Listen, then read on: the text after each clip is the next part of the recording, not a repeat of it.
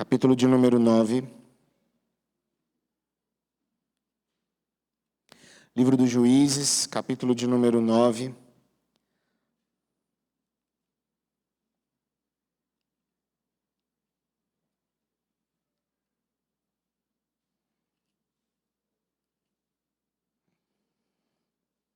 Hoje nós vamos encerrar uma saga que começou lá no capítulo 6, com a introdução de Gideão e todos os desdobramentos, depois com a sua morte, sua família.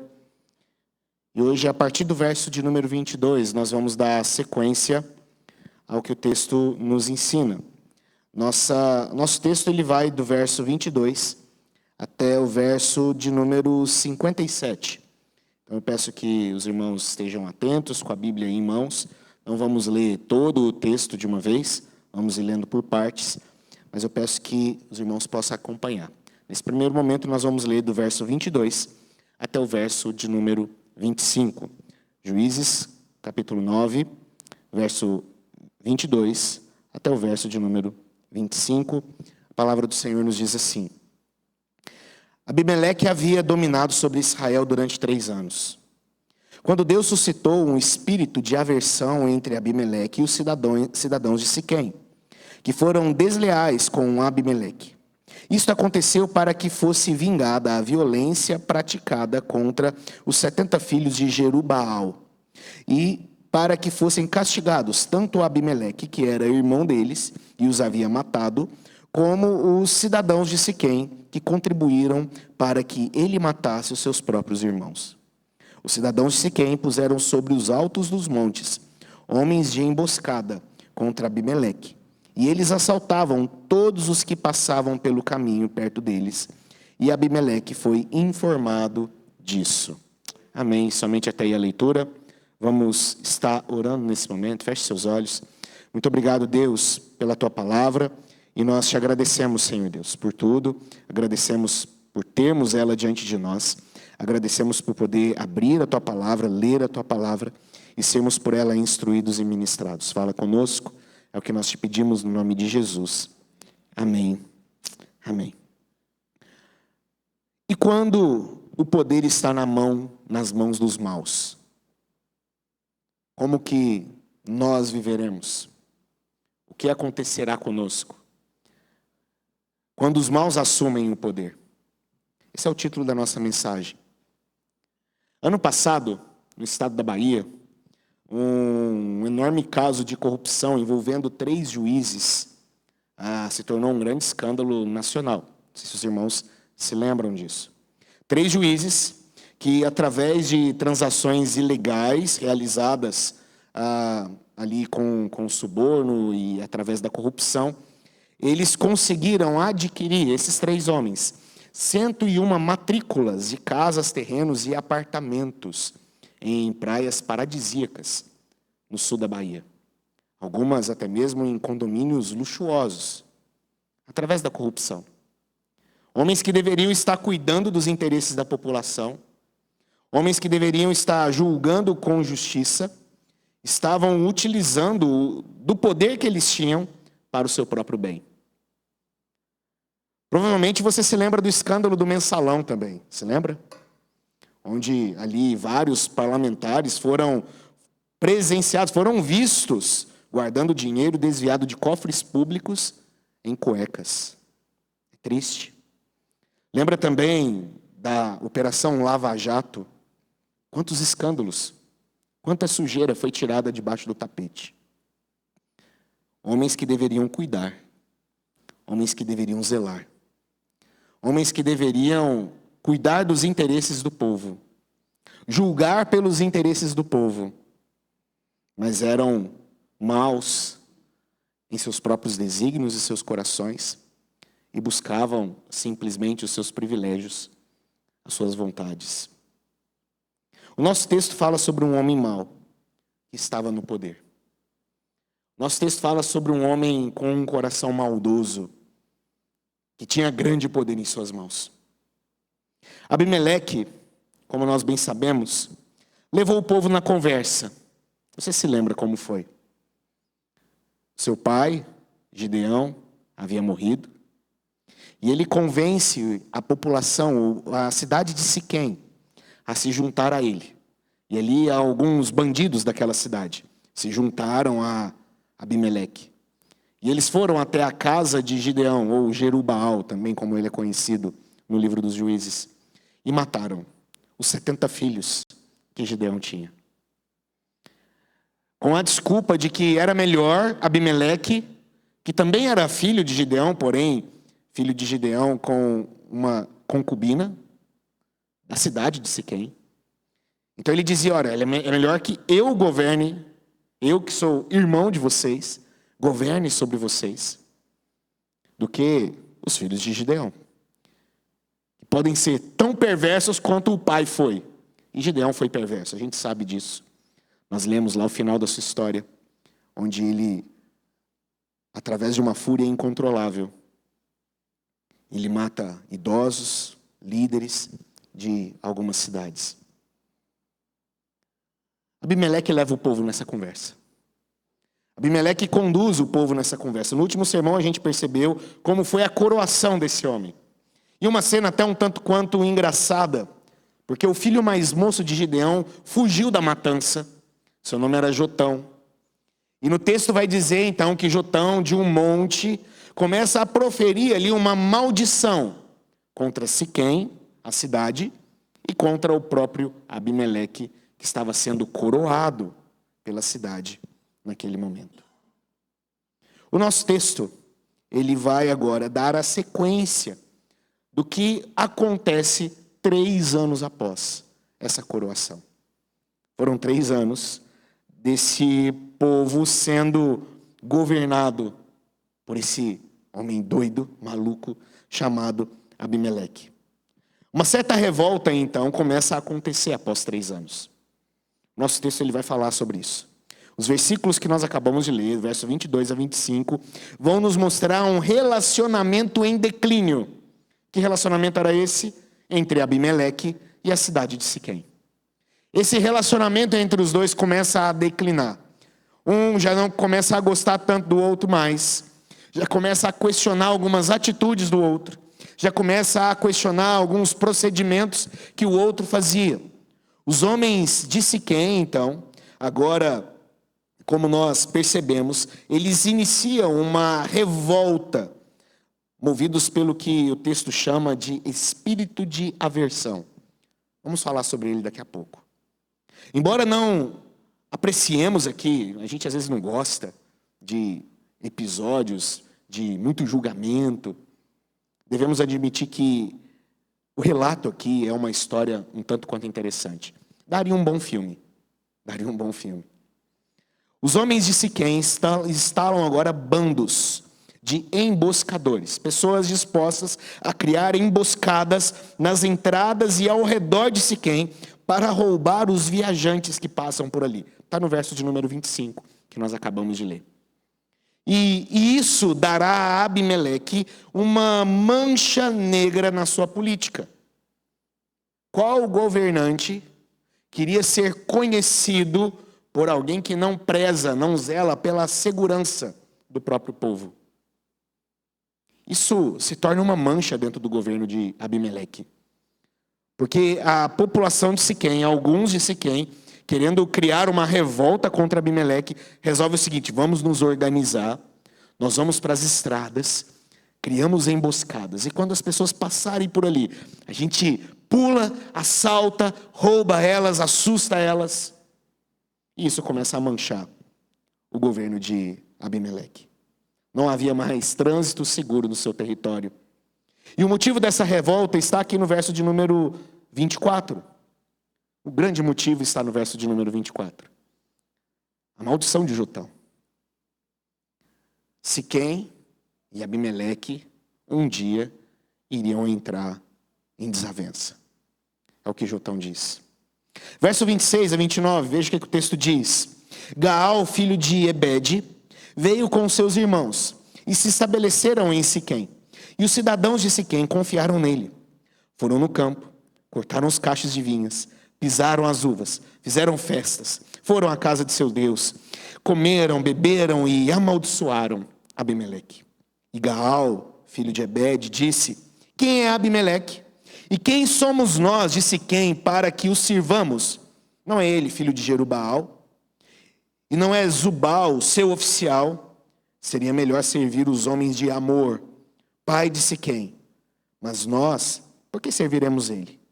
Quem dera, diz o texto, estivesse este povo na minha mão, eu expulsaria Abimeleque. Eu diria a Abimeleque: multiplique o seu exército e venha lutar comigo. Um valentão aparece na história. O mesmo povo que se uniu a Abimeleque, agora estava desunido a ele. E um tal de Gaal aparece aqui. Gaal, filho de Ebed, um valentão. E perceba que Gaal, ele vai usar a mesma tática que Abimeleque utilizou para ser rei desse povo. Conversa fiada, papo mole. Conversa mole, é o que ele vai utilizar. Abimeleque usava: ora, é melhor eu ser o rei de vocês do que os filhos de Jerubaal. E o que Gaal vai dizer? Ah, quem dera fosse eu o rei de vocês. Eu ia expulsar esse filho de Jerubaal do nosso meio. Até iria menosprezar e ia dizer: olha, aumente primeiro o seu exército, depois venha entrar em guerra comigo. No sentido assim: olha, quem é você diante de nós? Vá primeiro ficar mais forte, depois a gente bate um papo. Basicamente isso, um valentão. Gaal é aquele tipo de homem que tem coragem, pelo menos quando está cercado de amigos e longe do seu inimigo. Ele tem coragem. Ele fala de forma corajosa, de forma valente. Ele denunciou Abimeleque e se ofereceu para liderar então aquele povo. E ali, enquanto eles destruíam as uvas, faziam suas festas, estavam ali no templo do Deus deles, os bandidos que seguiam a Gaal gostaram da história. Acharam boa a ideia. Parece que ele tem razão. Vamos destruir Abimeleque. Vamos nos juntar a Gaal. Vamos nos revoltar e destruir esse homem. Porém, verso 30 a 33, veja o que diz. Quando Zebu, governador da cidade, ouviu as palavras de Gaal, filho de Ebed, ficou furioso. E enviou secretamente mensageiros a Abimeleque, dizendo: eis que Gaal, filho de Ebed, e seus irmãos vieram a Siquém e estão alvoroçando a cidade contra você. Levante-se de noite, você e o povo que estiver com você, e ponha-se de emboscada no campo. Levante-se pela manhã, ao sair o sol, e ataque a cidade. Quando Gaal com sua gente sair para atacar, faça com ele o que estiver ao seu alcance. No meio da história aparece o delator. Sempre tem alguém ouvindo. Sempre tem. Já vimos inúmeras histórias políticas, sejam elas reais, sejam elas da ficção. Nos filmes sempre há uma trama, sempre há uma conspiração sendo armada, e quando há tudo isso acontecendo, tem alguém ouvindo. Sempre tem alguém pronto para delatar, aquele famoso dedo duro. Sempre tem um, ouvindo tudo, para ir lá e contar o que está acontecendo. Zebu é um desses aqui. A ideia dele é justamente essa, de ser esse delator, de ser esse dedo duro, o famoso X9 aqui da história, com o intuito de levar aquilo que estava sendo tramado por Gaal e pelos seus homens.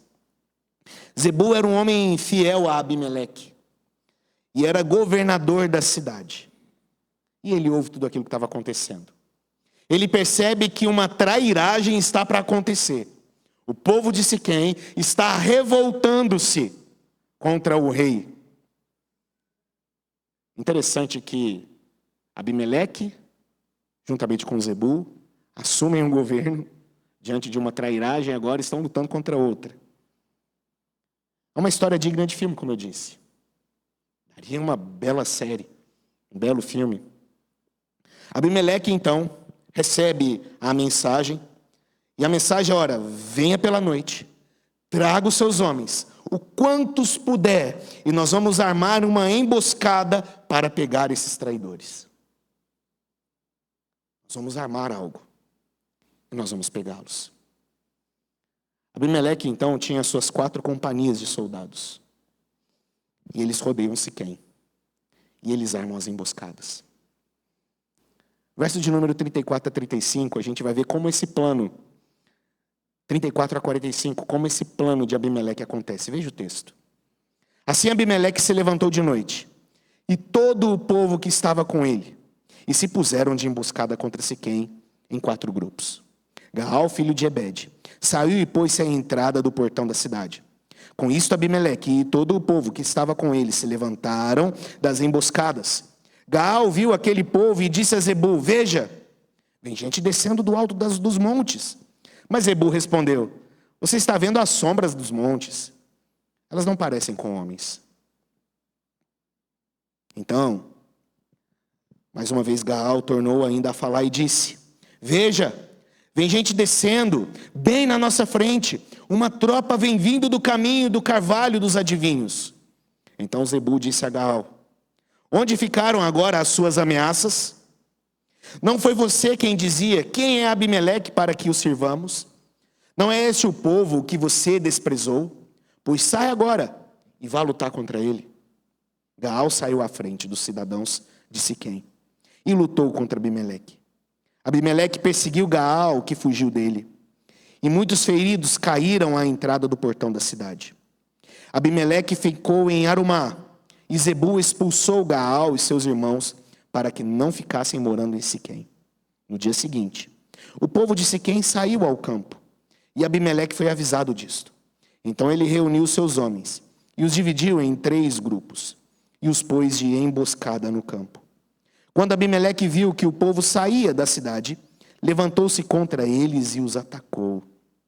Abimeleque e o grupo que estava com ele correram e tomaram posição junto à entrada da cidade, enquanto os 2 grupos atacaram todos os que estavam no campo e os destroçaram. Abimeleque lutou contra a cidade durante todo aquele dia. Tomou a cidade e matou o povo que nela havia. Arrasou a cidade e espalhou sal sobre ela. Veja o plano e veja a execução desse plano. Os homens de Abimeleque começaram a formar o seu ataque. Gaal então comenta com Zebul, é o que diz o nosso texto, sobre como os homens estavam descendo das colinas. Zebul faz um comentário. Talvez algo como: há quanto tempo você não consulta com um oftalmologista? Você está vendo coisas. Aquilo são sombras apenas. Não tem ninguém descendo ali. E mais uma vez, Gaal pisca, talvez esfrega os olhos. Não, Zebul. Aqueles são homens. São pessoas descendo por aquela montanha. Vejam, são dezenas, inúmeros homens, um grande exército. E Zebul, talvez com aquela frase que ele já havia até mesmo ensaiado na frente do espelho, para dizer para Gaal, ele diz: onde está a sua coragem agora? Onde está a sua boca grande agora? Não foi você que disse que iria expulsar Abimeleque daqui? Não foi você que disse que se levantaria contra Abimeleque? Não foi você que disse que ia dizer para Abimeleque aumentar o exército dele e depois vir lutar contra você? Você não é o corajoso? Sempre tem alguém torcendo para a briga, né? Sempre tem. É o famoso: quem for mais homem, cospe primeiro. É o famoso. Zebul é um desses. Zebul é um desses. Vá lá. Vá lutar contra ele. Vá enfrentá-lo. Você é o corajoso. E Gaal foi. Gaal, então, parte juntamente com seus apoiadores. Mas Abimeleque não teve problemas com ele. O texto vai dizer que Abimeleque os derrotou, Gaal fugiu. Zebul depois expulsa Gaal da terra, daquela região. Suspeito de que os moradores de Siquém pensariam que no dia seguinte talvez seria um dia normal. Bom, Gaal foi embora, Abimeleque já acabou com os traidores, acho que já dá para a gente voltar a trabalhar. No dia seguinte saiu o povo de casa. Mas a fúria de Abimeleque estava apenas no início. Ele ainda queria ver sangue sendo derramado. Ele ainda queria ver pessoas sendo mortas e destruídas. O texto vai dizer então que no dia seguinte, Abimeleque e os seus homens vão até os campos. E enquanto o povo trabalhava, um massacre em Siquém acontece. A cidade que até pouco tempo atrás era uma grande aliada dele. Aliás, foi a cidade que o ajudou a estar onde está como rei. E agora ele a destrói. Agora ele massacra esse povo, trabalhadores, no campo. O texto vai dizer, no verso de número 45, que ele arrasou a cidade. E não só arrasou a cidade, ele espalhou sal sobre a terra, com o intuito de deixar aquela terra infrutífera. A ira no coração desse homem se acendia cada vez mais. Verso de número 46 a 57. Nosso texto encerra assim. Todos os cidadãos da torre de Siquém souberam disso e entraram na fortaleza, no templo de Elberite. Mas Abimeleque soube que todos os cidadãos da torre de Siquém se haviam reunido. Então ele subiu ao monte Salmão, ele e todo o seu povo.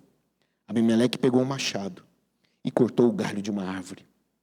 Ele o levantou, pôs um ombro e disse ao povo que estava com ele: o que vocês me viram fazer, façam também, e depressa. Assim cada um deles cortou um galho e seguiu Abimeleque. Puseram os galhos ao redor da fortaleza e os incendiaram. Assim morreram todos os que estavam na torre de Siquém, mais ou menos 1000 pessoas, homens e mulheres. Então Abimeleque foi a Tebes, sitiou a cidade e tomou-a. Havia, porém, no meio da cidade uma torre forte, e todos os homens e mulheres, todos os moradores da cidade fugiram para lá. Fecharam as portas da torre e subiram ao terraço. Abimeleque veio até a torre, lutou contra ela e se aproximou da porta para a incendiar. Mas uma mulher jogou uma pedra superior de moinho sobre a cabeça de Abimeleque e lhe quebrou o crânio. Então Abimeleque chamou depressa o moço, seu escudeiro, e lhe disse: tire a espada e me mate, para que não se diga que uma mulher me matou. O moço o atravessou com a espada e ele morreu. Quando os homens de Israel viram que Abimeleque já estava morto, foram embora, cada um para a sua casa. Assim Deus fez cair sobre Abimeleque o mal que ele havia feito ao seu pai, ao matar os seus 70 irmãos. De igual modo, Deus fez cair sobre a cabeça dos homens de Siquém todo o mal que haviam praticado. Assim veio sobre eles a maldição de Jotão, filho de Jerubaal. Um homem incontrolável. Ninguém conseguia segurar mais esse homem. Abimeleque está seguindo os passos do seu pai. Lembra quando Gideão volta da batalha contra os midianitas? E ele agora vai tirar conta com aqueles que não quiseram o ajudar na batalha.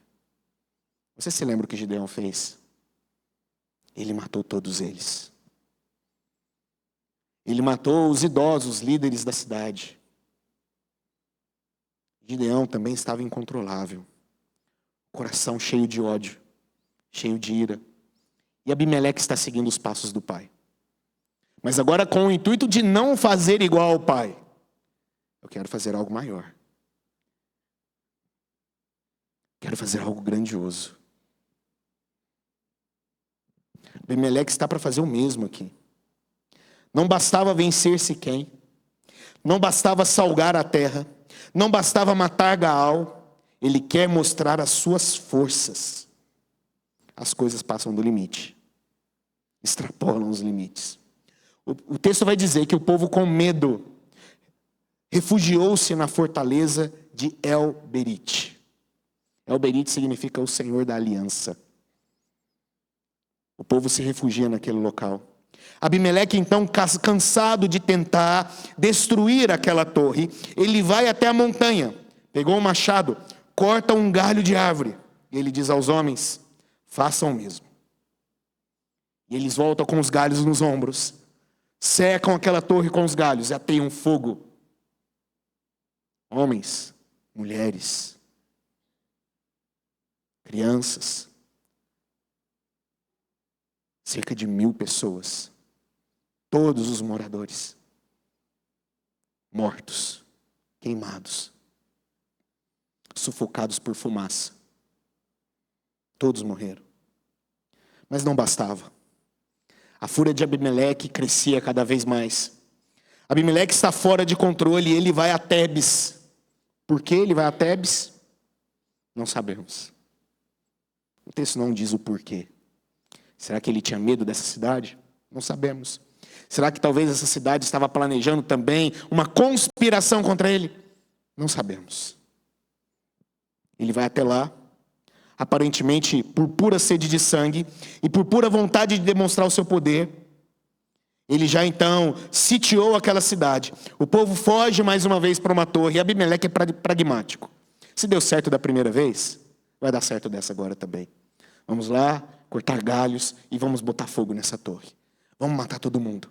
Vamos matar as mulheres, os homens, as crianças, os idosos, todos os que se refugiaram aqui. Vamos queimá-los. Vamos queimá-los. Esse era o intuito, então, desse homem.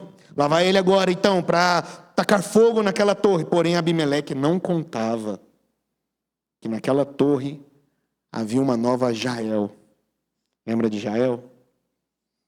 Na sua tenda, de uma forma espetacular, põe fim a uma guerra. Aqui uma outra mulher, a gente não sabe o nome dela. Não sabe quem ela é. Não sabe de que família ela é. Mas era uma mulher com uma pedra de moinho. O texto também não nos diz como essa pedra de moinho foi parar ali.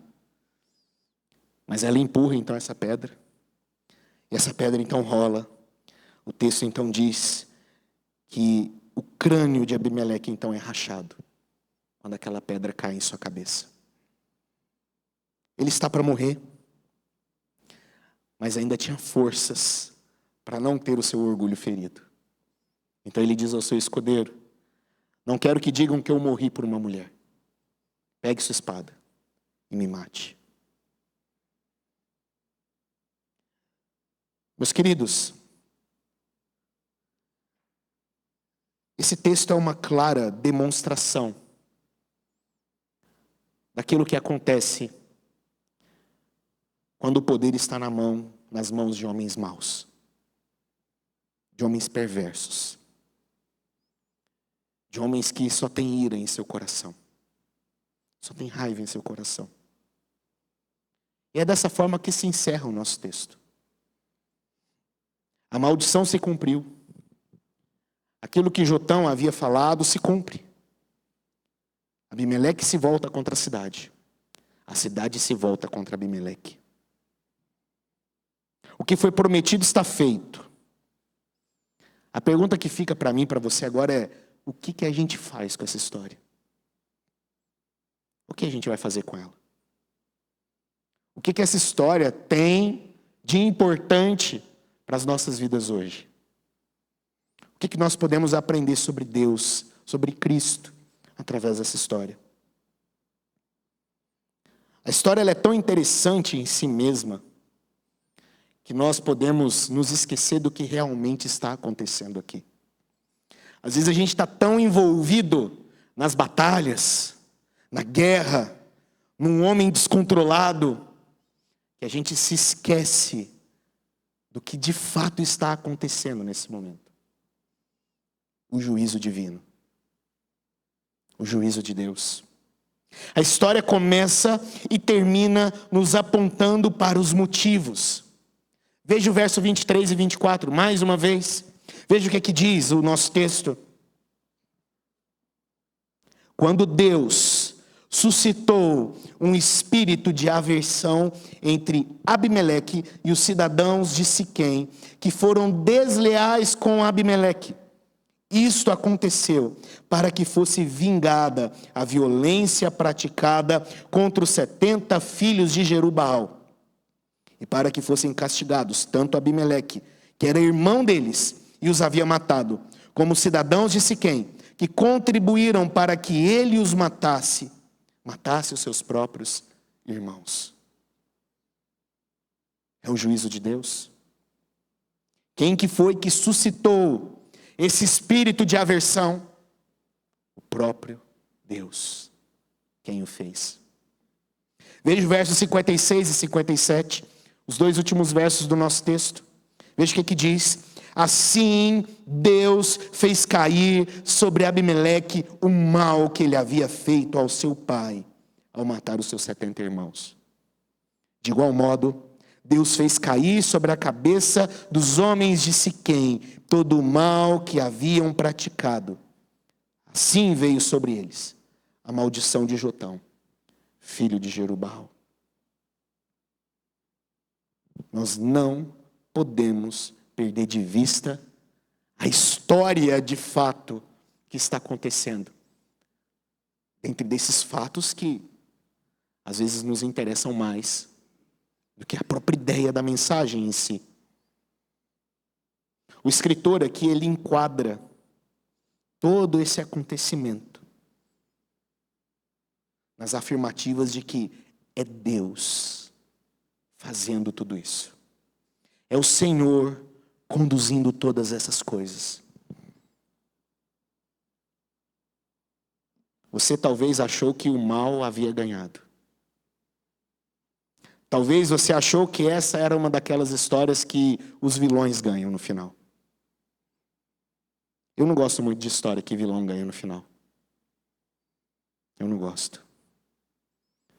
Mas quando a gente lê essas histórias, nos parece que é isso que está acontecendo.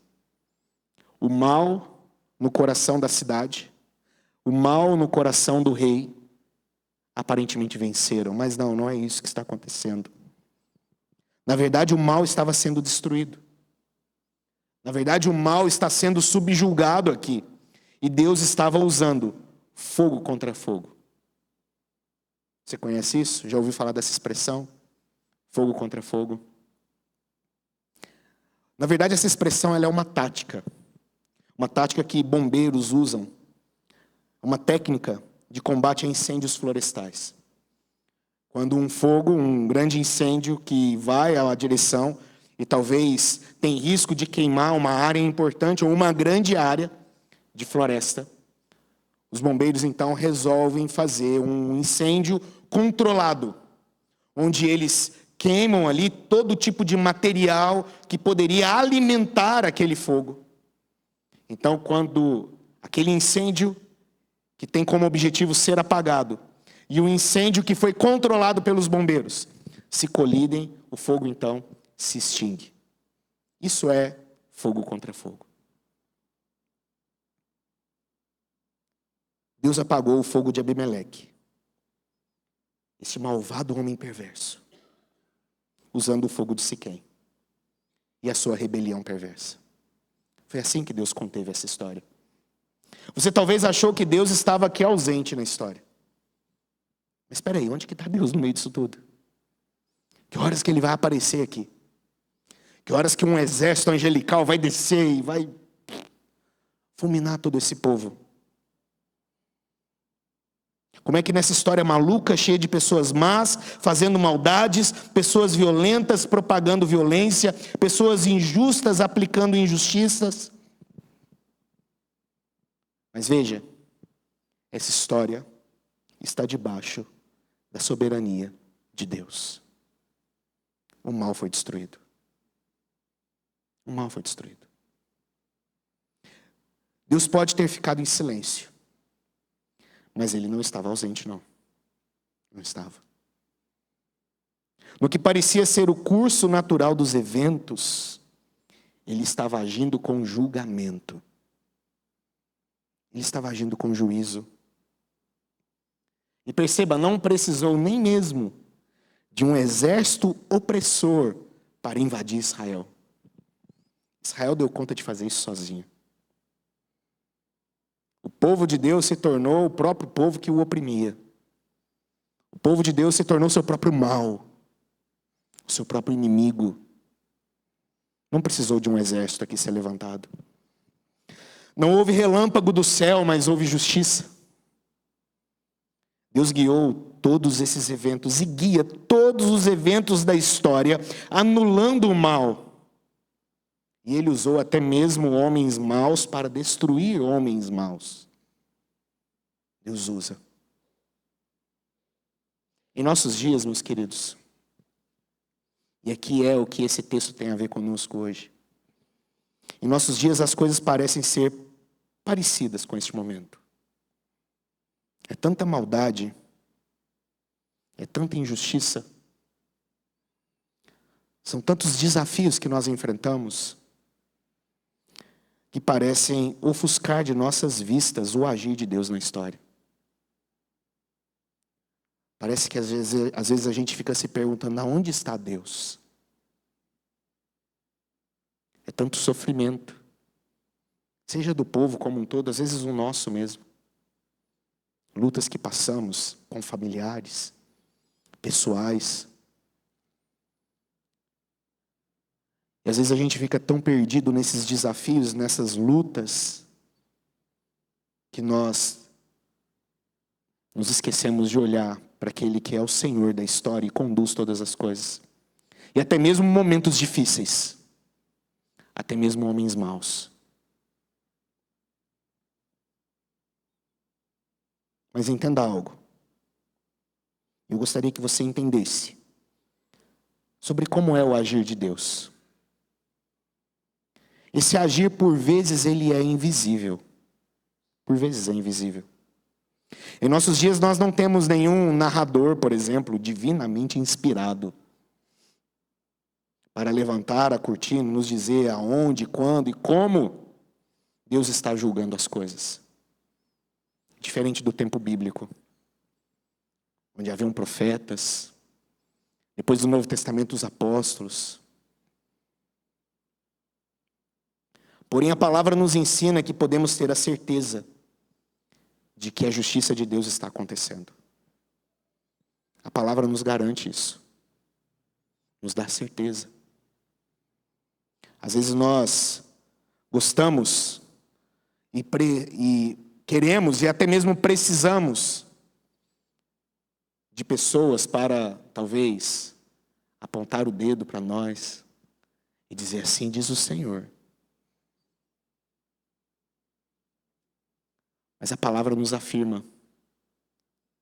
E Deus fala através da sua palavra. E a palavra nos mostra que nós podemos ter a certeza de que Deus é o reto juiz. E governa todas as coisas. E guia todas as coisas. Às vezes a gente gosta também de ser o regulador do juízo de Deus. A gente gosta disso. A gente gosta às vezes de dizer para as pessoas, e aí, tá vendo o que está acontecendo na sua vida? Está vendo esses problemas que você está enfrentando no seu casamento? São seus pecados. É juízo de Deus sobre a sua vida. A gente gosta de ser regulador do juízo de Deus. A gente gosta de regular como Deus deve ou não deve aplicar a justiça dele. Mas nós não somos reguladores de Deus. Nós não somos reguladores da justiça de Deus. Ele é o reto juiz. O que a gente pode fazer é denunciar pecado. E isso a gente deve fazer mesmo. Precisamos denunciar pecados. Mas o juízo é do Senhor. Ele é o reto juiz. A primeira coisa que nós entendemos é isso. O agir de Deus, por vezes, é invisível. O agir de Deus também tem tempo. Tempo. 3 anos. Que eles esperaram para alguma coisa acontecer com esse tal de Abimeleque. Esse homem mau. 3 anos de reinado deste espinheiro. Lembra da história de Jotão? As plantas estavam ali reunidas e queriam que um espinheiro reinasse sobre elas. Abimeleque é esse espinheiro. E foram 3 anos governados por esse homem. O agir de Deus tem tempo. E não é o nosso, é o dele. Outra coisa que nós aprendemos também sobre o agir de Deus é que esse agir tem também o pecado como seu agente. O agir de Deus tem o pecado como seu agente. Siquém foi destruída por causa da sua deslealdade. O seu maior pecado foi a sua queda. O maior pecado de Siquém foi a sua própria ruína. Abimeleque foi destruído por causa de seu desejo de manter sua posição a qualquer custo humano. Perceba, ele não precisava atacar Tebes. Ele não precisava, não havia motivos para isso. O seu maior pecado também foi a sua queda. Deus, em seu julgamento, usa as ferramentas da rebelião humana contra aqueles que se rebelam. Ele usa dessas ferramentas. Aprendemos sobre a soberania de Deus e até mesmo no sofrimento do seu povo. Até mesmo no sofrimento, nas lutas, nos enfrentamentos que nós temos com os nossos pecados. Deus utiliza eles para que nós possamos aprender mais sobre Ele, sobre a sua santidade, sobre a sua justiça, sobre a sua retidão, sobre o seu juízo, no caso de Abimeleque e no caso de Siquém. Será que nós percebemos como Deus é soberano para guiar mesmo nos dias mais terríveis da nossa história? Será que você percebe a soberania de Deus nos dias mais escuros da sua vida? Será que você consegue perceber a soberania de Deus nos dias mais doloridos da sua vida?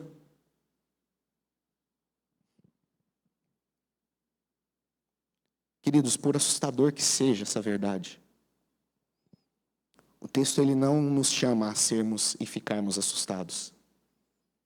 O texto ele nos chama a descansar em Deus. A descansar na verdade de que Deus pode pegar os piores dias da história e trazer um bem incalculável através deles. Algo terrível pode acontecer na noite anterior, mas a alegria inexplicável vem pela manhã, é o que a palavra nos diz. E o Senhor pode fazer isso. O texto que nós lemos nos aponta que, por assustadora que seja essa história, ela deve ser um alento para as nossas vidas. Ela deve ser um refrigério para as nossas vidas. Por vezes o povo de Deus sofre. Por vezes o povo de Deus sofre nas mãos de homens maus. Hoje mesmo muitos irmãos nossos sofrem nas mãos de homens maus. Muitos irmãos nossos ao redor desse mundo sofrem por causa de líderes maus. Homens maus que têm poder em suas mãos. Mas Deus está vendo. Ele pode estar em silêncio, mas Ele não está ausente. Não está ausente. O que nós lemos na liturgia do nosso culto hoje, 2 Tessalonicenses, capítulo 1, versos 6 e 7. Paulo diz isso. Pois de fato é justo para com Deus que Ele retribua com tribulação aos que causam tribulação a vocês. E que de vocês que estão sendo atribulados, alívio juntamente conosco. Quando do céu se manifestar o Senhor Jesus, com os anjos no seu poder. É um texto que traz para nós alívio. É um texto que traz para nós descanso. Isso é refrigério para os que sofrem nas mãos de Abimeleque. Talvez você sofre. Todos nós sofremos. Todos nós enfrentamos as nossas lutas. Mas a verdade de Deus é um refrigério para nós. Deus está vendo. E Ele é especialista em usar até mesmo as más ações de pessoas perversas para levar adiante os seus propósitos salvadores. Deus é especialista em realizar isso. A história de Gideão se encerra. E no fim, Deus não precisou de um exército inimigo. Bastou seu próprio povo. Cuidado para não sermos elementos da ruína. Nós não venhamos ser. Mas o texto nos mostra que Deus é bom. O texto nos mostra sobre a bondade do Senhor. Ele não ficou de longe olhando, ele se envolve. Ele resolve. Ele liberta o seu povo. Meus queridos, para finalizar, o rei que nós temos, ele não é um espinheiro, como da história de Jotão. Esse não é o nosso rei. Por mais que às vezes, enquanto nós estamos caminhando aqui, parece que estamos sendo conduzidos por espinheiros. Mas o nosso verdadeiro rei, o nosso rei sublime em majestade e glória, como nós cantamos hoje, ele não é um espinheiro. Na verdade, ele se diz como a videira verdadeira, no qual eu e você fomos enxertados nela. Esse é o nosso Cristo, esse é o nosso Rei. Cristo é o nosso Senhor. Deus é o nosso justo juiz. Na cruz, homens perversos acharam que o venceram. Aqueles homens perversos acharam que ali na cruz acabaram de uma vez por todas com Cristo. Mas Deus, como Ele fez aqui, Ele tira a vida da morte. Ele tira. Ele tira a vitória da derrota. Ele usa as más intenções de perversos e utiliza para levar adiante os seus planos de fazer convergir em Cristo todas as coisas. Todas as coisas. Um pedaço de madeira, uma coroa de espinhos, tapas, cusparadas, açoites, pregos, zombaria, aquilo que naturalmente seria símbolos de vergonha, de derrota, se tornaram símbolos do maior triunfo da história. Assim é o agir de Deus. Mesmo em momentos sombrios,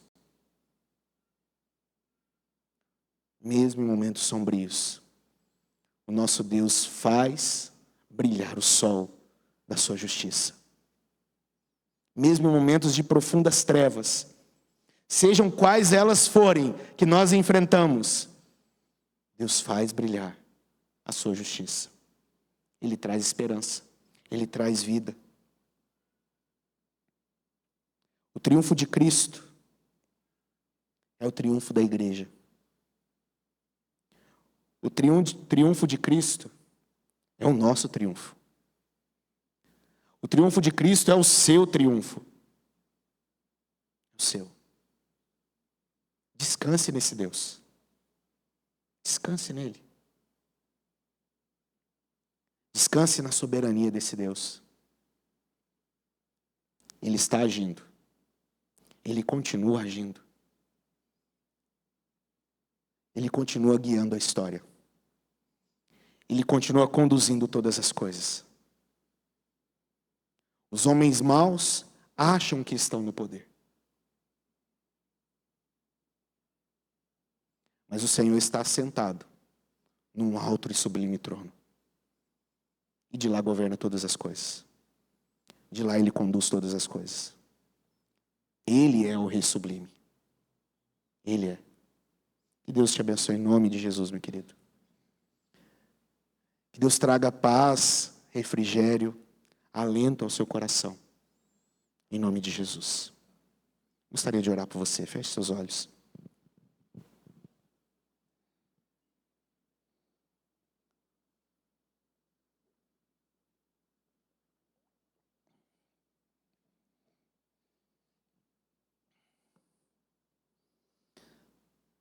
Muito obrigado, Senhor Deus, pela tua palavra.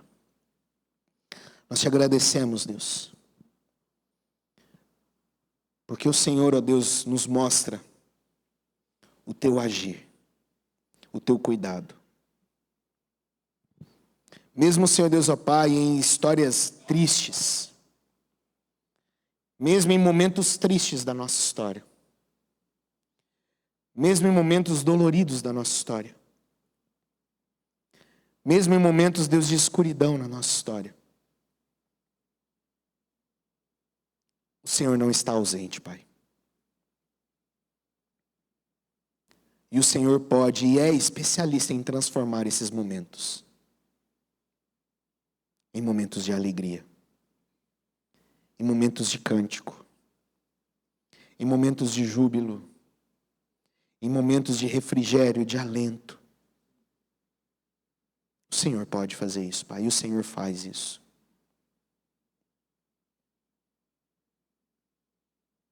Às vezes nós perdemos a esperança quando olhamos, Deus o Pai, para o mundo que nos cerca e percebemos tanta maldade. Olhamos para as nossas vidas e percebemos tantos desafios.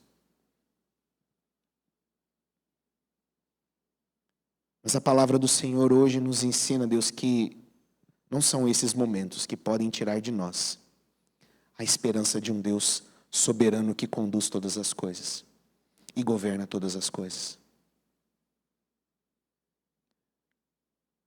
Deus Santo, nos ajude a descansar na tua soberania. Nos ajude a descansar, Deus, na tua graça. Nos ajude a descansar no teu amor, Pai. Nos ajude a descansar no teu cuidado. Que possamos descansar em ti, Deus. Que possamos, ó Deus, de fato, nos aquietar no Senhor. O Senhor é o rei desse povo. O Senhor é o rei da igreja. O Senhor é o que conduz a tua igreja. Muito obrigado, Deus. Nós louvamos o Senhor. Nós agradecemos o Senhor pelas verdades, Deus, que o Senhor nos ensina. Permita os teus filhos, Deus, entenderem e perceberem o agir do Senhor, mesmo em dilemas terríveis que enfrentamos. Cuide de cada um deles. Que a esperança esteja fixa no Senhor, Pai. É o que nós oramos em nome de Jesus. Amém. E amém. Coloque-se de pé, queridos. Vamos receber a bênção do Senhor.